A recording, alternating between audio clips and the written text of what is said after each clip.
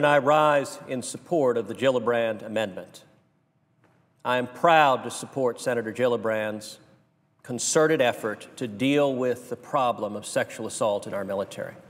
And I want to begin by commending her persistent leadership in forging a bipartisan coalition to tackle this serious problem. I supported the Gillibrand amendment in committee, and I'm proud to be a co-sponsor of the amendment here on the floor of the Senate. And I rise today to share my reasons for supporting it and to urge my colleagues to continue to come together in support of this amendment. Everyone in this body wants to support the men and women of our military.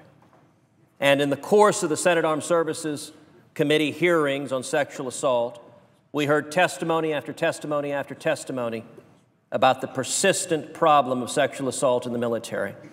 And I found myself persuaded by the arguments that Senator Gillibrand raised in defense of her amendments. Indeed, when I said at the hearing that I had been persuaded by the arguments, I have to tell you, afterwards, a reporter from a newspaper came up to me astonished and asked in wonderment, "Were you really persuaded by arguments at a hearing? I thought everyone came in with their views already set in stone and nothing that was said here made a difference." And I chuckled and said, well, the arguments that Senator Gillibrand put forth, I found powerful in terms of how do we deal with a serious problem. There were two arguments in particular, Mr. President, that I found persuasive. The first is that sexual assault has proven to be a persistent problem in the military. According to the Defense Department, 3,374 cases of unwanted sexual contact were reported last year, and more than 23,000 additional cases of unwanted sexual contact went unreported. This has been a problem that has been present in the military for decades. And our commanders, our generals, our admirals have worked in good faith, have worked diligently to correct this problem. It has proven a persistent problem, and yet, unfortunately, their efforts to correct the problem have not proven successful. In the civilian side, one of the great challenges when it comes to sexual assault are the relatively low rates of reporting, and sadly, on the military side, that problem is even greater. The most significant barrier we see to deterring and preventing sexual assault is that many of the victims are unwilling, are not comfortable coming forward and reporting the assaults that they are experiencing. And despite the repeated good faith efforts of our military commanders, we have been unable to fix that problem.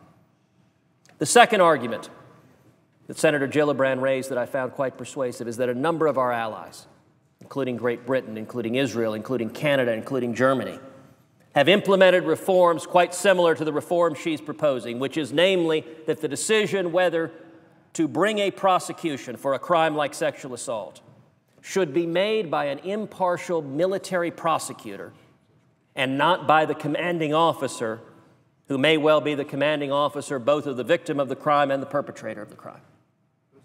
Those reforms have been implemented in our allies, and our allies have not seen good order and discipline undermined, and indeed, the data suggests that they've seen an increase in reporting rates. Those are the arguments that persuaded me that we need to solve this problem, we need to stop this problem. And let me point out that the coalition supporting the Gillibrand Amendment is a bipartisan coalition. This cuts across party lines, and in my view, there are two strong conservative principles, both of which the Gillibrand Amendment furthers. Number one, all of us want to strengthen our military, ensure that good order and discipline is protected, that our commanders are effective, that we maintain the strongest fighting force on the face of the planet. But number two, all of us want to prevent and deter violent crime and to ensure that anyone that commits violent crime, and in particular, a crime of a sexual nature, meets swift and sure punishment. Prior to being elected in the Senate, I spent many years in law enforcement working to ensure that those guilty of violent crimes, and in particular, crimes of sexual violence against children, against women, receive the swiftest and surest punishment. In my view, the Gillibrand Amendment furthers both of those conservative objectives. You know, I've tried to think about this issue, not just from the perspective of a United States Senator, but also from the perspective of a father. My wife and I have two little girls, Caroline and Catherine, who are 5 and 3. And I've tried to think if some years hence, Caroline or Catherine make the decision to step forward and volunteer to serve in our armed forces, what are the rules I would want to be in place to ensure that my daughters were protected against any risk of sexual assault? Given the 2-decade-plus history that we have seen in the military of not being able to effectively prevent these crimes and not having victims willing to come forward and report, in my view, shifting not to a civilian authority, but to an impartial military prosecutor is going to significantly increase the reporting rates, which in turn is going to deter these crimes from being committed. All of us owe a duty to our soldiers, our sailors, airmen, and Marines, the young men and women who voluntarily step forward to risk everything to defend our nation. And for one of those young soldiers to find himself or herself the victim of sexual assault is an absolute violation of that trust. The Supreme Court has referred to rape as, short of murder, the ultimate violation of self.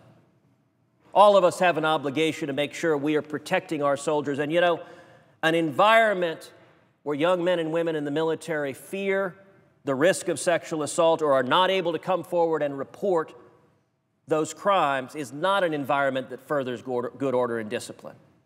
And so I would encourage all of my friends in this body, both Democrats and Republicans, to come together in support of this common sense proposal to strengthen our military and at the same time to deter and punish the unacceptable, unspeakable crimes of sexual assault so that we can together honor the commitment we owe to all the men and women of the military. Thank you, Mr. President.